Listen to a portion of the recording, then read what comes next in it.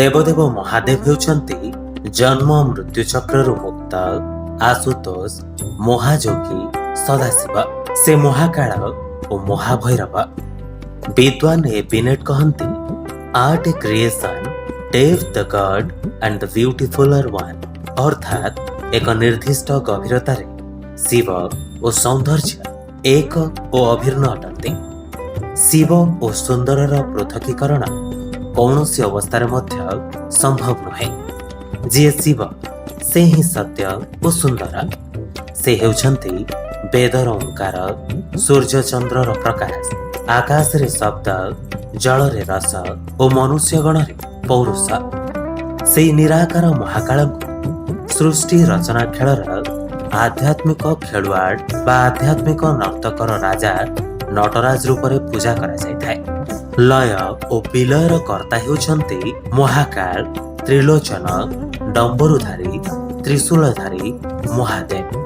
ମହାଦେବଙ୍କର ଦୁଇ ପ୍ରକାରର ନୃତ୍ୟ ରହିଛି। ଗୋଟାଏ ନୃତ୍ୟ ହେଉଛି ଲାସ୍ୟ, ଯାହା ଆନନ୍ଦର ଭାବ ପ୍ରକଟିତ କରୁଥିବା ବେଳେ ଅନ୍ୟଟି ହେଉଛି ତାଣ୍ଡବ, ଯାହା ସଂହାରକର୍ତ୍ତାର ଭାବ ପ୍ରକଟିତ କରିଥାଏ। ସାକାର ନଟରାଜଙ୍କ ବିଗ୍ରହରେ ମହାଦେବଙ୍କ 4 ଗୋଟି ହସ୍ତ ରହିଥିବା ବେଳେ ଅଗ୍ନିଶିଖାର ବଳୟ ଦେଖିବାକୁ ମିଳିଥାଏ। ଏହା ସହିତ ଡାହାଣ ଗୋଡ଼ ଉପରେ ମହାଦେବ ଛିଡ଼ା ହୋଇଥିବା ବେଳେ ବାମ ଗୋଡ଼ ଉପରକୁ ଉଠାଇ କରି ରଖିଥାନ୍ତି।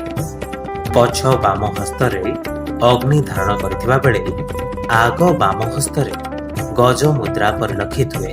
ସେହିଭଳି ପଛ ଦକ୍ଷିଣ ହସ୍ତରେ ଡମ୍ବରୁ ଧରିଥିବା ବେଳେ ଆଗ ଦକ୍ଷିଣ ହସ୍ତରେ ସର୍ପ ଗୁଡ଼ାଇଥିବାର ଦେଖାଯାଇଥାଏ ଏବଂ ଏହି ହସ୍ତ ଅଭୟ ମୁଦ୍ରାରେ ରହିଥାଏ।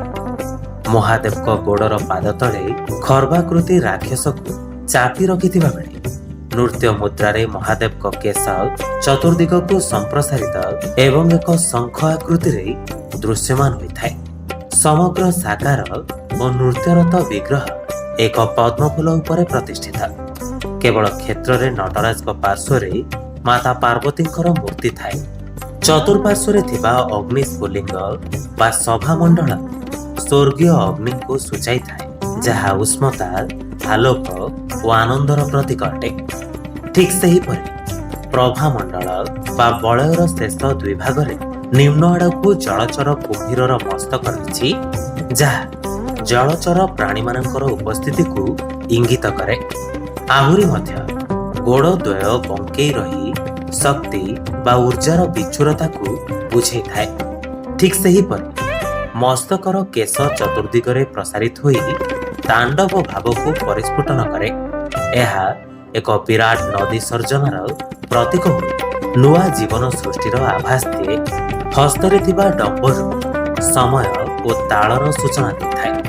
ହସ୍ତରେ ସ୍ଥିତି ଅଗ୍ନି ସୃଷ୍ଟି ଓ ସଂହାରର ପ୍ରତୀକ ଭାବରେ ସୂଚନା ଦେଉଥିବା ବେଳେ ତ୍ରିନେତ୍ର ଏବଂ ଅର୍ଦ୍ଧନମିତ ଚକ୍ଷୁ ଜ୍ଞାନର ବାର୍ତ୍ତା ଦିଏ। ତ୍ରିନେତ୍ର ତ୍ରିଗୁଣ ଅର୍ଥାତ୍ ସତ୍ଵ, ରଜ, ତମ ଗୁଣର ସୂଚନା ଦେଉଥିବା ବେଳେ ସ୍ମିତହାସ୍ୟ ମୁଖମଣ୍ଡଳ ପ୍ରଶାନ୍ତି ଭାବର ସୂଚନା ଦେଇଥାଏ। ଏହି ନୃତ୍ୟର ମୁଖ୍ୟ ସନ୍ଦେଶ ହେଉଛି ମୋହ ଚକ୍ରରୁ ଜୀବନ ଆତ୍ମାର ମୁକ୍ତି ବା ମୋକ୍ଷ ପ୍ରାପ୍ତି। ବାସ୍ତବରେ ନଟରାଜ ହେଉଛନ୍ତି ବ୍ରହ୍ମା ଓ ମହେଶ୍ୱରଙ୍କର ସମନ୍ୱୟର ପ୍ରତୀକ। Bureau report, live life Odia.